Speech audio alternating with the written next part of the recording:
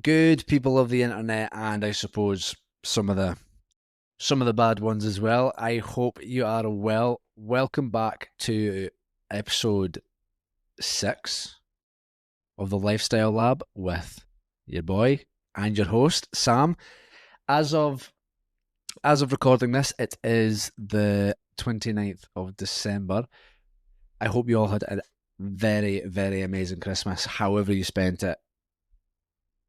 Chilling out, relaxing, eating good food, spending it with friends, family. Like I said, however you spent Christmas, I hope you had genuinely a really, really relaxed time of it. As we kind of sit in that time frame between Christmas and New Year, of that perpetual state of what fucking time is it? What day is it? I thought it would be a brilliant time to drop a podcast episode to you guys about goal setting, especially as we kind of start to shift our minds towards 2025 as of recording this, as we start to shift our minds towards New Year. There'll be a lot of you wanting to leave this year behind and start 2025 afresh, as we have done time and time again in human history. As a new year starts, we all get super ambitious and super motivated. So I'm hoping with this podcast episode, I'm going to help you start to give you some ideas on how you can goal set, and not just goal set, but goal set effectively, so that come next new year, you're not having to repeat this process over and over again. And I think that's a little bit of the stigma that New Year gets. People always think, oh, well, you shouldn't really be starting at New Year. If you wanted it now, you'd be starting it now, etc., etc. And whilst I think, for the most part, there's no time like the present. If you're going to action something, you should action it right now. New Year, as we're all human beings, we like definitive beginnings. We like definitive ends.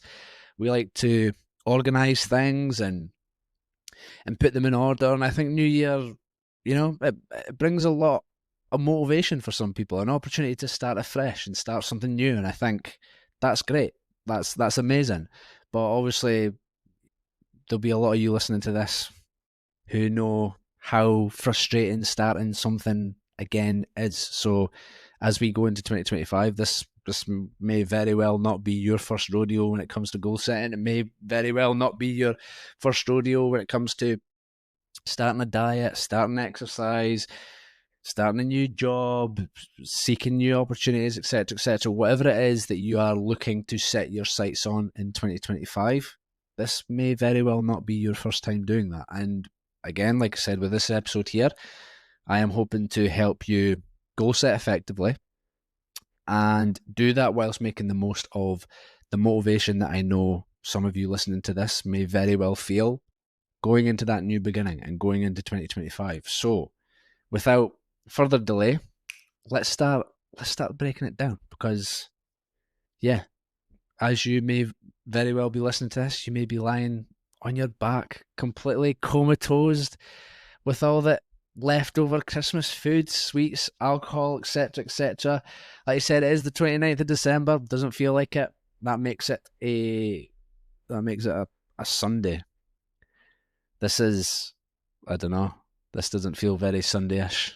I don't know what time it feels like, but yeah, you'll all be feeling the exact same as me. So, like I said, without further delay, let's get stuck in about it. So, like I said, 2025. Sorry, I just had to look over my shoulder there. Thought I heard a noise, but I did not. 2025, new year, brings about a lot of motivation, and that's good. I think that's great. I had a conversation with the TFG team only just a couple of weeks ago about motivation, kind of motivation into the festive period, being quite low during the festive period, but motivation being a good thing. And motivation being good in the sense that what motivation is like for the goals that you want and the behaviors that you want to action in line with achieving those goals are a lot like the thrusters on a rocket, right? So if you imagine a rocket being fired into space, Starting position starts off with thrusters, and the thrusters are specifically designed to get that rocket going at a speed that gets it off the ground and gets it into space before the lack of gravity and other systems within the rocket itself take over from the thrusters. But you'll notice that if you've ever watched this, when the rocket gets into space, the thrusters almost break off the rocket, and your motivation is a lot like those thrusters, in that you get to a certain point within the goal that you're trying to achieve or the fitness journey that you're on where the thrusters break off. It feels like motivation is completely and utterly abandoned you. So now that I've given you that picture, you'll be kind of starting to sense now that motivation is not something that we can rely on long term, but it's definitely something that we can use and channel to get things going. And as we start to get things going, hopefully up until that point, we are practicing, we are embedding a lot of the behaviors and actions needed to achieve the result. So obviously, because we always talk more so about fat loss and weight loss and things like that, you'll have implemented at this point, hopefully, a calorie deficit. You'll have implemented, hopefully, or starting to think about implementing an exercise routine to complement that.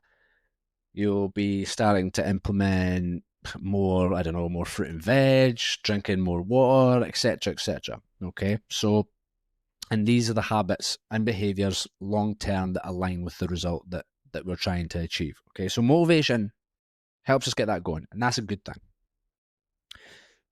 And I think whilst motivation coming into the new year is good, I think you should set very, very ambitious goals as a result of that, because one of the biggest things I will see, or one of the biggest issues I see with people, is setting big, massive, ambitious goals, but essentially falling flat on their arse after a month or so, because the goal and the ambitions that they haven't been complemented well with a plan that complements that goal.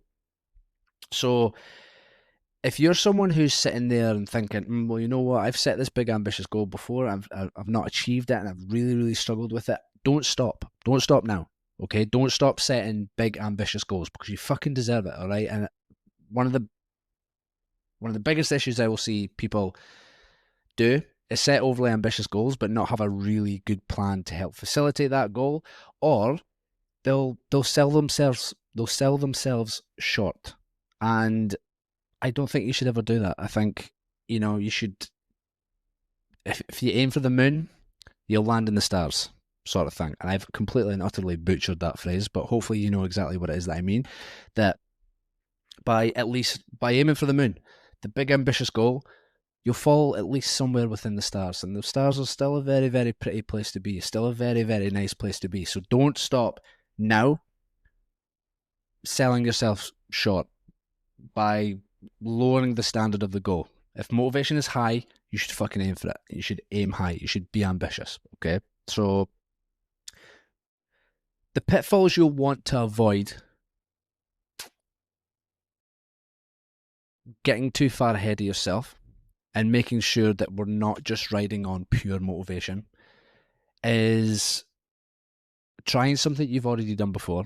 So there'll be a lot of you who feel particularly sluggish after the festivities. You probably still have some food lying around. You probably still have a lot of sweets, biscuits, alcohol, etc., etc. Okay? The pitfalls that I will most commonly see is, one, people trying to do things that they've done before where they've had a little bit of success with it, but they know that long term it's not sustainable and it's not something that works for them. In which case, in my opinion, that is only just setting you up for failure long term. That is only just setting you up for the feelings of negativity and the feelings of defeat and the feelings of failure. Doing something that you've already done before, getting some success with it, and then knowing that it's not something you can sustain or keep up long term. So if that is you and that is what you're thinking about doing, stop. Okay? Because you know there then that you're only setting yourself up further failure, but that for it to work long term, you're going to need to do something different. Okay, so hold your horses, just ever so slightly. Another of the pitfalls that I will see people do is they will go into the new year trying to cut out and completely remove anything that they perceive as bad or unhealthy. Okay, now, whilst this on its own isn't a bad thing to do, long term it's not going to really serve you, because a lot of the things that people try to give up, for example, crisps, chocolate, alcohol, they'll try to avoid carbs, things like chips. I said chips specifically because I fucking love chips, and I know that people love chips as well, but a lot of these things are centered around what we do socially as human beings. For example, going out for lunches, going out for dinners, and a lot of the really, really tasty things as well. And that is part of being a human being. It's just not something that you're going to be able to keep up long term. It's not. Because unless you turn around and say to me, Sam, I'm never going to go out ever again. I'm never going to drink a drop of alcohol ever again. I'm never going to have any carbohydrates ever again. Then I'd be as well turn around and say to you, look, right, just don't fucking leave the house. There's no point. You just don't leave the house. Just don't do anything, because that is literally the only way you would be able to avoid doing any of these things. So whilst avoiding these things on their own isn't necessarily a bad thing initially, because what's going to compensate for that is how motivated you are to want to achieve the goal. So your motivation for a period of time is going to override your want to do a lot of these things. But from what we understand already about motivation, in that it will very, very quickly abandon you like the thrusters on a rocket, as motivation drops, your want to do more of these things, like drink alcohol, eat carbs, eat more sweets, socialize, etc., is going to increase naturally, because you're a fucking human being that leaves the house, that probably has friends and families that love them and wants to spend time with them. So yes, whilst initially you're going to have motivation high enough to be able to push you through these things, eventually there's going to be a switch there. There's going to be a sliding scale towards motivation dropping and the want to do more of these things increasing. In which case you're going to have a choice, right? And where most people will just give up on doing the things that are pushing them towards the result that they want to achieve, because they think that by drinking alcohol, eating carbs, going out, socializing, etc., is not aligned with the result that they want. Trust me when I say, yes, they are. They just have to be moderated and controlled a lot better than what you've done previously. And that's going to take a little bit of work. That's going to take a little bit of time. Most importantly, it's going to take probably a little bit more patience than what you've shown for it previously. So if you're someone who's thinking about starting a weight loss, starting a fat loss goal, fitness goal, whatever it may be, and you're thinking about cutting things out, again, hold your horses, stop right there, because long term that's not going to work for you. What I would recommend instead is looking to minimize these things, and first of all, give yourself the chance to understand that you still can very much enjoy these things and get the result that you want. And in fact, that by showing the patience that I talked about, learning that these things can still be enjoyed whilst getting the result that you want, is probably what's going to keep you wanting to get the result that you want, because you understand that you can do both. And at that point there, that's when it becomes more of the lifestyle change and more of the sustainable result that you want it to be. That there doesn't have to be any, really, in all honesty, there doesn't have to be that super hard sacrifice that you think that it takes to get the result that you want. Because again, you can do both. Trust me. So just to kind of recap on the pitfalls, if you're thinking about trying something that that you've done before that you know long term does not work for you, stop. You're going to need to do something different. I can promise you that, because then all you're going to do is run the risk of feeling the exact same way that you felt when it didn't work before. Feeling like a failure, feeling defeated, feeling stressed, feeling pressured, feeling upset, feeling, I think I said frustrated. Did I say frustrated? You'll feel frustrated, and you'll have basically what is this massive concoction of emotions that you don't want to feel. And you know that because you've done it before. So if you're thinking about repeating the same thing that you did before just for the sake of a little bit of weight loss because it did before, then stop right there, because you already know now that you're going to need to do something different. The second pitfall being that you do not have to completely sacrifice as hard as you think that you need to get the result that you want. It just needs to be managed. It just needs to be, as I kick my stand just there, it just needs to be managed. It just needs to be controlled. It just needs to be monitored a little bit better than you have done before, which is going to take a little bit of patience. Something that I know people aren't good at. All right? People aren't good at being patient. But trust me, if that's something that you can learn to do, that's going to be more the lifestyle change that you inevitably are wanting to achieve. Okay? Number 4, just piggybacking on that patience. Patience is a virtue. That patience skill, which it is a skill that I was talking about not even 30 seconds ago, is that the smaller steps over time are going to equate for more than large, riskier steps in a shorter space of time, which you are more likely to do right now, right now, feeling motivated. What I mean by that is that because you're feeling very, very motivated, it's maybe not now, but come New Year, feeling very, very motivated, you are more likely to want to take riskier, much larger steps to get you towards your goal much, much sooner and much, much quicker. I understand it, because why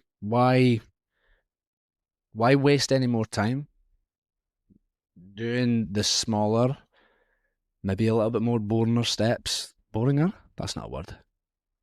The smaller, more tedious steps, shall we say, when you can take much, much riskier steps, much, much larger steps, throw yourself into the hardest calorie deficit that you possibly can, lump yourself with 5 gym days a week or 5 classes a week, or spend endless amounts of minutes doing cardio, etc., etc. When you're feeling motivated, like you're feeling up for doing it, then taking smaller steps. Then, for example, doing 3 sessions a week.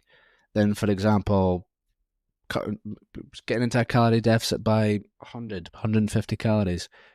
Then doing just, two gym classes a week instead of 4 or 5.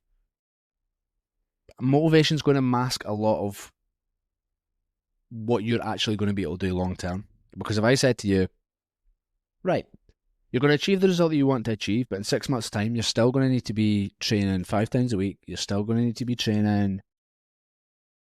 You're still going to be doing endless minutes of cardio. You're still going to need to be doing 5 gym classes a week. Still going to need to be doing 10 to 12,000 steps per week. But life's kicking the arse as well. It's kids are needing to get along to clubs and in classes, and you're needed to work overtime because you and the family have got that holiday booked, etc., etc. Where in the fuck are you going to fit all of that in when life comes knocking? I can tell you right now, you're not, and you do not need to either. So if you're thinking early on taking much riskier steps because motivation is high, again, much like we were talking about nutrition, okay, fine, no bother. If motivation is sort of taking its place, but like the thrusters on a rocket, motivation's gonna scramble, it's gonna scarper, and you're gonna need to be a lot smarter about this long term if you're gonna, 1, achieve the result that you want, but 2, start to sustain that result long term, because that's exactly what we're talking about. We're talking about sustainability, so that next New Year you're not having the exact same conversation with yourself starting a fitness goal or weight loss goal or a fat loss goal that you've already started countless times before because you approached it wrongly every year before that. So like I said, if you're listening to this, knowing or understanding this is something that you've tried before, this is something that you've done before, you're probably going to have to approach that a little bit differently. And that's okay. Be patient, be consistent, show up, maybe not as much as you need to, but when motivation is high, you're going to want to in the short term, no problem. You do not need to cut out or sacrifice as hard as you think that you need to, and that is a promise. And understand that patience and smaller steps over time are going to equate for much more consistent, sustainable results, which is hopefully, if you're listening to this, inevitably the lifestyle change and lifestyle transformation that we're wanting to achieve. We're not just wanting our fat loss and our weight loss to be these short-term, momentary things in life. Hopefully, these are things that we're wanting to be consistent with over time and keeping over time without feeling like it's this mental, emotional burden or chore that we're just not enjoying as a result of doing it way more than we need to, training 5 times a week, endless amounts of cardio, ridiculous amounts of calories being eaten, etc., etc. You just don't need to do that. So hopefully this helps as we kind of approach that new year, as we sort of approach that time where a lot of you are going to be thinking about New Year's, new me's. Again, I think New Year's a great time to be able to do that. We love, as human beings, compartmentalizing things. We love starts, we love ends. And I think New Year is going to bring about inevitably, a lot of very, very motivated people. And you're going to want to do this right. And you're going to want to make sure that this is something that sticks long term, which is probably, as a result, going to have you doing something different than you've tried before. Or if this is brand new to you, you never set New Year's goals before, but you're coming to that point where you know something needs to change. Here's some insight for you, and here's some tips that you can use to really get on top of the goal that you want to achieve and action the things that need to action that push you towards that goal. I'll leave you with this, okay? It kind of ties in with number 2 and about being ambitious with the goal. Be ambitious. Be super fucking ambitious. You deserve it. Do not sell yourself short. But do not just think these things either. Write things down. From that point there, once you start to visualize what it is that you've been thinking, it makes it much easier to action. It makes it much easier to plan. Okay? So, yeah, on the back of number 2, you're going to be super motivated come New Year. Be very, very fucking ambitious. It's important. But don't just think it. Action it. Write things down. Reach out to that person that you know can help you. This is what I do for a living. This is how I help people. I help people action what it is that they have never known how to action before, and help them take those ideas that have been in their head of the things that they want to achieve and make it real life. And not just make it real life, but make it something that they can sustain long term, way beyond working with me. Because inevitably, as sad as it is, I appreciate that I'm not going to work with everyone forever, as much as I would love to, but I'd be doing you a massive disservice if I was. So the idea is that I teach you exactly what it is that you need to learn in order to be able to, 1, achieve the result that you want, but 2, sustain it long term into the rest of your life, so that you can then inevitably teach this to other people who need it, whether that be family members, friends, etc., etc. Anyone who feels like they need a helping hand. You're going to be so confident in what you know and what you understand about the result that you've achieved and how to sustain it, that you can then pass on this advice. And that is what's most important to me. So write it down. From that point there, it makes it much easier to action. Or reach out to someone in a better place than you, who's levels ahead of you, to help you make the most of that goal that you want to achieve. So happy planning, get fucking ambitious, get fucking motivated, and let's do it. Let's smash 2025 out of the park.